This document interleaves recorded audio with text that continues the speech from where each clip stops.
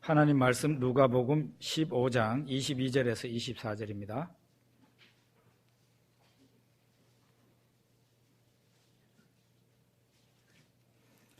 누가복음 15장 22절에서 24절 같이 읽겠습니다. 아버지는 종들에게 이르되 제일 좋은 옷을 내어다가 입히고 손에 가락지를 끼우고 발에 신을 신기라. 그리고 살진 송아지를 끌어다가 잡으라. 우리가 먹고 즐기자. 이 내 아들은 죽었다가 다시 살아났으며 내가 잃었다가 다시 얻었노라 하니 그들이 즐거워하더라. 아멘. 오늘은 우리 윤현주일학교 어린이들과 함께 예배를 드리게 되어서 평소보다는 좀 짧게 말씀을 전하려고 생각합니다. 어떤 아버지에게 아들 둘이 있었습니다. 둘째 아들이 아버지에게 날마다 보채면서 말하는 게 있었어요. 뭐냐 하면은 아버지 유산을 먼저 좀 주세요. 이 유산이라는 게 아버지가 돌아가시고 난 뒤에 유산이 있는데 유산을 미리 달라고 하니까 이 나쁜 인간 아니에요? 그죠? 아버지가 한참 동안 말을 안 듣고 있었는데 너무 달라고 그러니까 할 수 없이 유산을 그 둘째 아들에게 돌아갈 유산을 미리 줬습니다. 그랬더니 이 둘째 아들이 그 유산을 받아가지고는 다 팔고 정리를 해서 그냥 먼 나라로 떠나가 버렸어요. 아버지를 떠나 먼 나라로 갔어요. 이런 불효막심한 아들 잘 돼야 됩니까? 잘못돼야 됩니까? 이런 불효막심한 아들은 좀 혼이 나야 되죠. 진짜 이 둘째 아들이 먼 나라로 가가지고는 한동안은 좋았어요. 왜냐하면 가진 돈이 있으니까 그걸 가지고 막 허랑방탕하면서 사는 거예요. 또 자기 앞에 아버지가 없으니까 마음대로 뭐 자유롭게 그냥 살았습니다. 그런데 그게 오래 가지를 못했어요. 왜냐하면은 돈은 한계가 있는 겁니다. 가지고 간 돈이 다 떨어졌어요. 거기에다가 엎치고 덮친 데다가 어떤 일이 일어났는가 하면 그 지방에 둘째 아들이 가 있는 그 나라에 큰 흉년이 들었습니다. 흉년이 들면은 사람마다 자기 살기에 바빠요. 누가 남을 도와줄 수가 없어요. 내 사는데 바쁩니다. 그러니까 이 불쌍한 이 사람을 도와줄 사람이 없는 거죠. 그래서 나중에 할 수 없이 구직 활동을 하다가 마지막에 한 것이 돼지 농장에 가가지고 돼지 치는 일을 했어요. 그 당시에는 천하고 천한 일, 제일 해서는 안 될 일이 돼지 치는 일이었는데 돼지 치는 일이라도 할 수밖에 없었어요. 왜냐하면 다른 일이 없으니까. 근데 문제는 밥을 충분히 못 먹는다는 거예요. 너무 배가 고프고 힘드니까 돼지가 먹는 쥐염 열매를 자기가 먹어보려고 했는데 그것도 마음대로 먹을 수가 없는 상황이 되었다 했어요. 사람이 이런 상황이 되면은 누구를 생각합니까? 옛날을 생각하게 되고 두 번째는 부모를 생각하게 돼요. 사람이 제일 어렵고 힘들 때가 되면 옛날에 좋았던 시절을 생각하고 두 번째로는 자기 부모님을 생각하는 사람이 어려울 때. 이 둘째 아들도 이제 아버지 생각이 난 거예요. 자기 아버지 집은 자기가 살아봤지만 자기처럼 거기도 자기 아버지 집에도 종들이 많이 있는데 나처럼 이렇게 험하게 살진 않는다는 거죠. 아버지가 너무 잘해줘서 내 아버지 집에 있는 종들은 나처럼 이렇게 비참하지 않다. 그런 생각이 드는 거예요. 그러면서 이제 아버지한테 돌아갈까 생각하니까 이게 너무 부끄러운 거죠. 왜냐하면 유산을 미리 달라 해가지고 그걸 가지고 튄 사람이잖아요. 사람이 낯짝이 있어야지. 돌아가서 도대체 뭐라고 말을 해야 되나?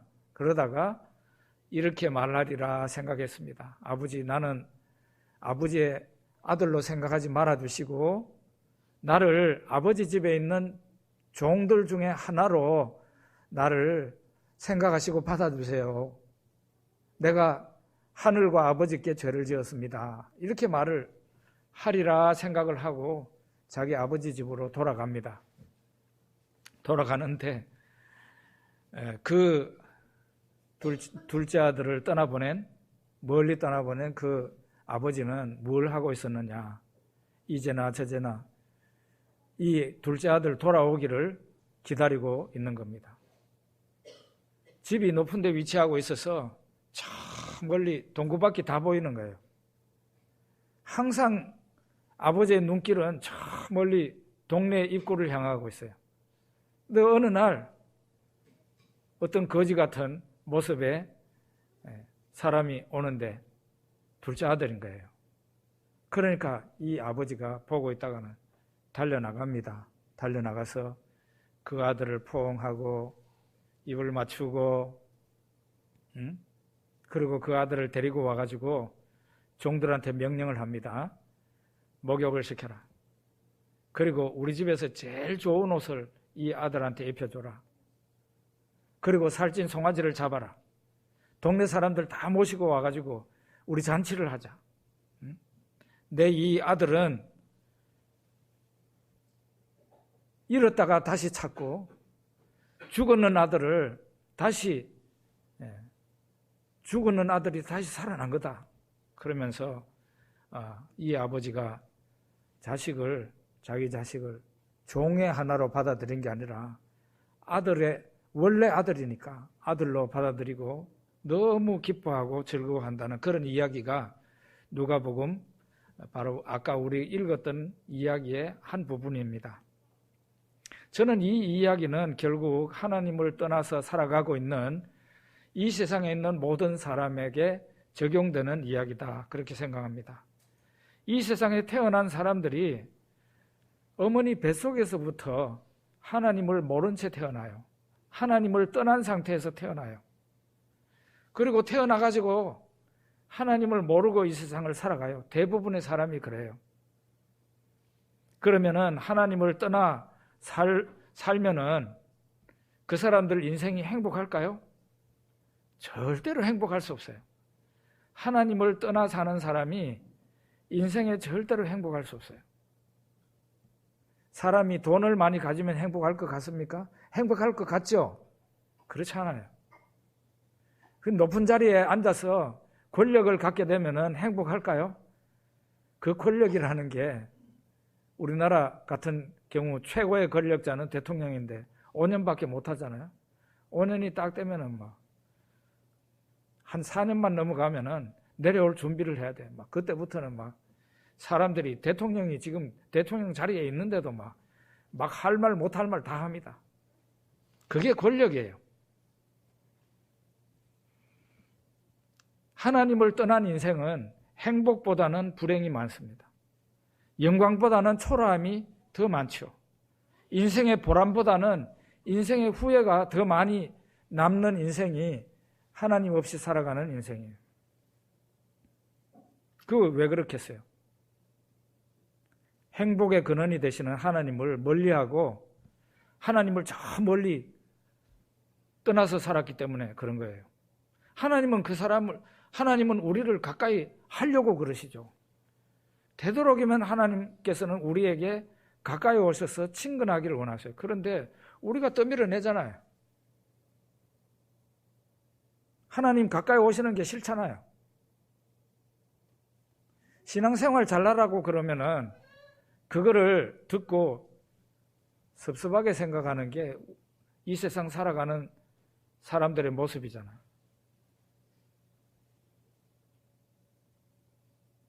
그런데 이 둘째 아들이 왜 자기 아버지를 떠나서 멀리 도망가듯이 갔을까요? 그거는 아버지의 소중함을 몰라서 그런 거예요. 부모의 소중함을 모르니까 멀리 가가지고 그냥 연락조차 없고 그랬던 거 아니겠어요? 그러니까 아버지를 졸라가지고 아버지가 소중하지 않으니까 아버지 곁을 떠나야 되잖아요. 그러니까 졸라가지고 유산을 미리 받아서 먼 나라로 가가지고 허랑방탕하며 살았습니다. 그런 삶은 오래 가지를 못해요.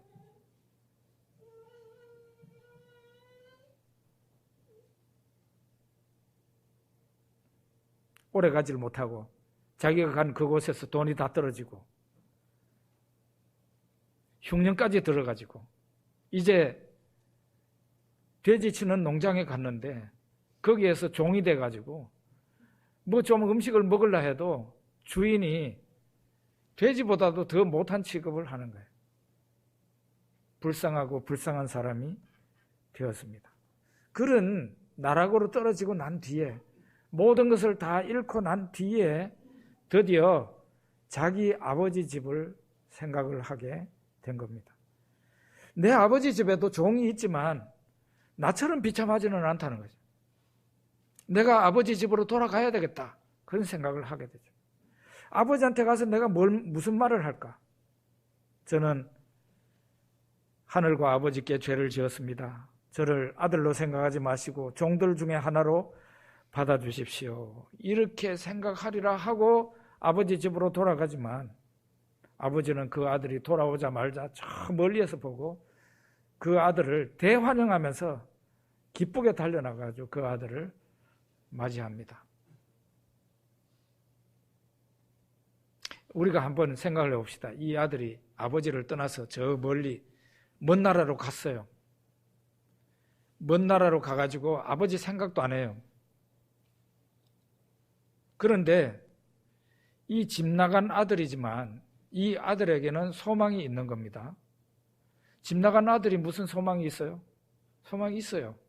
한편 다르게 생각하면 뭔가 하면은 그가 비록 아버지 집을 떠나왔지만 그에게는 아버지가 지금도 살아 계시는 거예요. 그 아버지는 착하고 선한 아버지예요. 자식한테 못되게 행동하는 그런 아버지가 아니라고. 선하고 착한 아버지. 그리고 그 아버지는 모든 것을 줄 수 있는 부유한 아버지예요. 그 아버지가 계시는 거예요, 지금.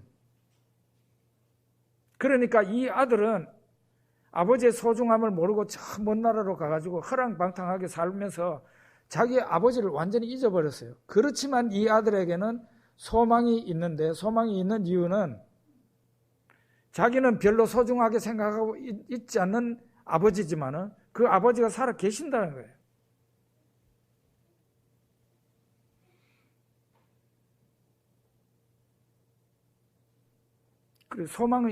그래도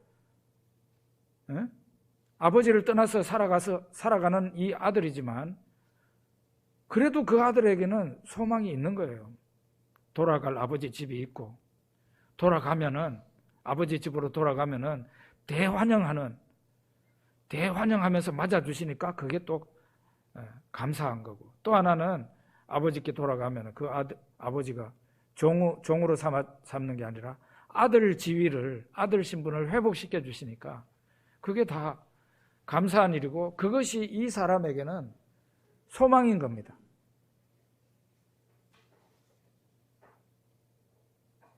저에게도 저는 불교, 유교, 짬뽕인 집에서 태어났어요. 저희 동네는, 제가 살던 시골 동네는 약 100가구 정도가 있는 제법 큰 시골 동네인데 교회가 없었습니다. 그 옆에 있는 한 10리쯤 떨어진 곳에는 교회들이 있는데 우리 동네에는 교회가 없었습니다. 그러니까 어릴 때부터 예수 예자도 모르고 성장했어요. 그런데 어쨌든 저한테도 전도를 하는 사람들이 있었어요. 중학교 때 우리 반에서 제일 공부 잘하는 친구가 저한테 교회 가자고 전도하고, 그 친구한테 이끌려가지고 딱 한 번 교회를 갔어요. 고등학교 때 저와 친한 친구들이 주일날만 되면은, 제가 주일날 그 당시에는 진짜 자율학습이 없었을 때인데 진짜 우리가 자율적으로 모여서 대입 공부를 했어요. 근데 이 친구들이 저하고 같이 공부하던 친구들이 주일날 한 10시 반쯤만 되면은 빨간 책 끼고 어디론가 가는 거예요. 교회 가는 거예요. 그 가까이. 그런데 저는 잘난 척 하면서 교회도 안 가고, 제 친구들은 교회 갔다 오는데 그랬습니다. 대학교 1학년 때도 공부하려고 그러면 제 바로 옆에 그 기독교 학생회 회장 친구가 제 옆에 앉아가지고는 뭐 사형리 들이대면서 전도를 하고 이렇게 했어요. 저는 그런데 갈수록 어릴 때도 예수 안 믿었지만 갈수록 중학교, 고등학교, 대학교 갈수록 제 마음이 단단해져 가지고 하나님께 대해서는 마음이 열리지를 않았어요. 예수 믿는 걸 거부했습니다. 그러다가 대학 1학년 때 골수암에 걸려서 휴학하고 다리 절단 수술까지 하고, 그 지경이 됐는데 대구에서 병원에 입원해 있는데, 제 친구가 열심히 전도하던 그 친구가 꽃을 사가지고 병문안을 와서, 그 친구가 온 목적이 병문안이 목적이 아니라 전도하기 위해서 온 거예요. 근데 제가 그 친구한테 뭐라고 말을 했는가 하면,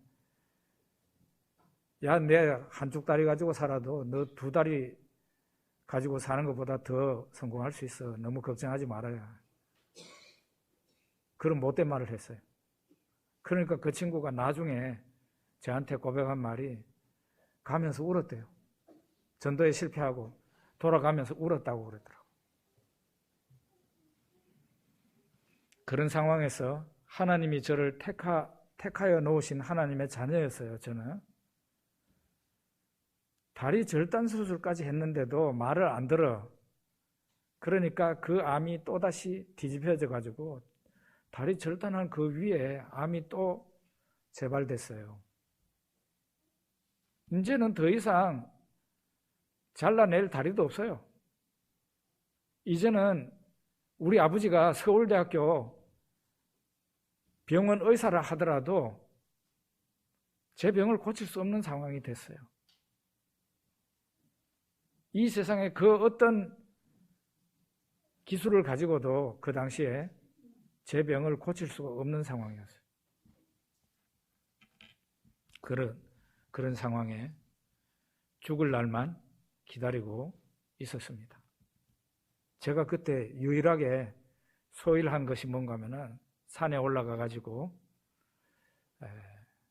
진달래 우리 동네는 그 소백산 자락이라 진달래가 굉장히 많았어요.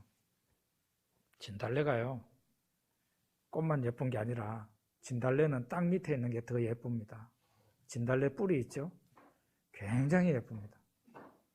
그래서 진달래 뿌리를 캐가지고 와가지고 매일 그거를 조각도를 가지고 조각을 해서 오는 사람마다 하나씩 나눠줬는데, 제가 대략 한 50개 정도를 나누어줬습니다. 나눠준 이유가 내가 죽고 난 뒤에 이 작품을 가지고 간 사람들이 내 이름이라도 잊지 말라고 그걸 나눠준 거예요.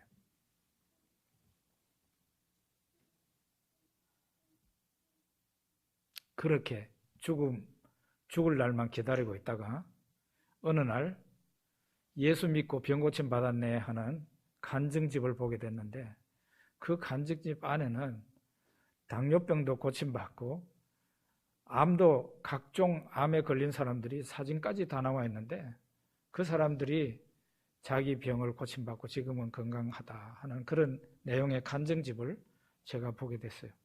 그래서 이제 마지막이니 세상적인 방법으로는 쓸 수 있는 방법이 없으니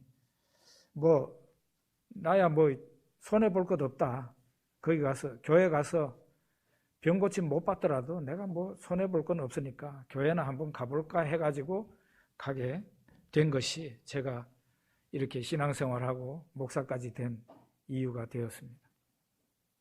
어느 날 제가 다니는 교회는 따로 있어요. 그리고 저희 어머니하고 제 동생들이 다니는 교회가 따로 있었는데, 왜냐하면 제가 몸이 불편하니까 높은 산을 넘어가면은 저희 어머니하고 같이 교회를 다닐 수 있는데 제가 몸이 그렇게 안 되잖아요. 그래서 저는 제 혼자는 따로 버스를 타고 나와서 딴 교회를 다니고 저희 어머니하고 동생들은 거기서 한 10리쯤 되는 제 너머에 있는 제가 높아요.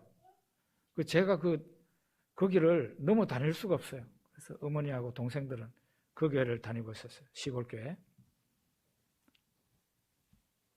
그 교회에서 어느 날 부흥회가 열렸는데 서울에서 유명한 목사님이 오셔서 부흥 강사로 오셔서 부흥회를 했어요.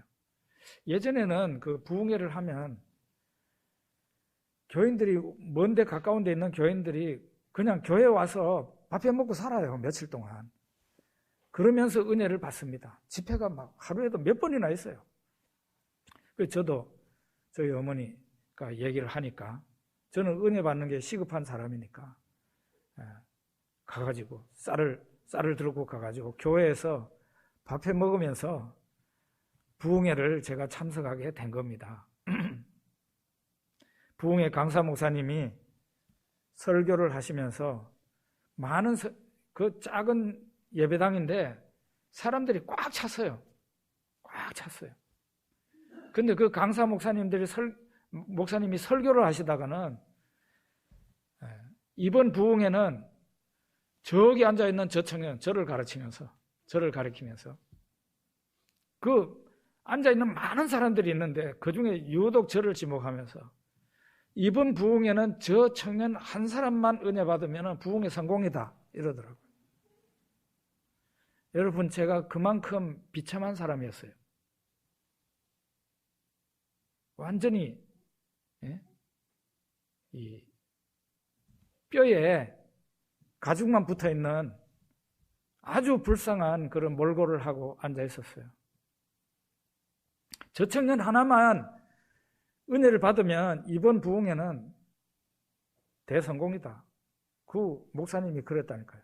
서울에서 오신 목사님. 그러면서 안수기도 하실 때 저를 막 온 힘을 다해서 안수를 하시는데 저를 끌어당기면서 막 그냥 안다시피 하면서 저를 위해서 기도해 주셨어요.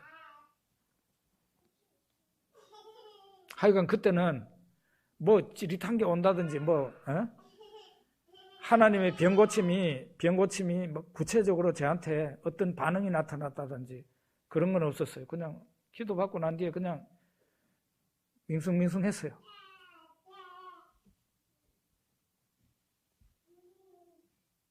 어쨌든 저는 그 당시에 사망의 음침한 골짜기로 통과하는 중이었습니다. 그 사망의 음침한 골짜기로 통과하다가 예수를 믿게 되고 영혼 구원을 받고 육신의 병도 고침을 받고 그날 이후로 또 하나님이 사명을 주셔서 지금 이날까지 목사를 하면서 하나님을 섬기고 있는 사람이 되었습니다. 우리는 아버지를 떠났다가 돌아오는 아들과 같아요. 우리에게 감사한 조건이 참 많이 있지만 오늘은 본질적인 기본적인 감사를 좀 생각하겠습니다. 우리가 온갖 어려움을 당하고 세상에서 서러움을 당하고 힘든 일을 만나지만 그래도 우리에게 소망이 있다는 거예요. 왜? 하늘 아버지가 계시니까. 하늘 아버지가 계시니까 감사한 거예요. 왜냐하면 아버지가 안 계시면은 내 인생도 나의 이 어려움도 해결할 방법이 없는 거예요. 근데 하나님이 나에게는 계신다. 두 번째는 그 하늘 아버지가 여러분과 저를 언제나 기다리고 계시니 감사한 일이다. 언제나 기다리고. 내가 하나님께 대한 생각은 나는 별로 없는데 하나님은 나를 돌아오기를 간절히 기다리고 있다는 거예요. 그것이 감사합니다. 세 번째로는 우리가 하나님께로 돌아가면 하나님께서 호되게 책망이나 하고 그러는 게 아니라 대환영을 하면서 뛰어나와서 나를 맞이해 주시는 거죠. 그리고 우리에게 온갖 좋은 것을 주시고 우리의 자녀 신분을 회복시켜 주시고 그렇게 대우를 해 주시는 거예요. 그리고 마침내 우리에게 천국의 안식처를 허락하시고 매일매일 목자가 양을 인도하듯이 푸른 초장으로 쉴만한 물가로 인도하듯이 우리를 인도하셔서 매일매일 하나님께서 우리를 보살피시고 지키시는 가운데 살게 하시니까 이런 것이 감사한 것이라. 이 감사절에 오늘은 아주 기본적인 감사를 생각했습니다. 우리에게는 하나님 아버지가 계신다는 거예요. 그러니까 우리는 온갖 좌절과 슬픔과 고통 가운데서도 우리는 소망 없는 자가 아니라 소망이 있는 사람이라는 거죠. 하나님 앞에 나아가면 하나님께서 언제든지 우리를 맞이해 주시고 축복해 주신다. 우리 기도하겠습니다.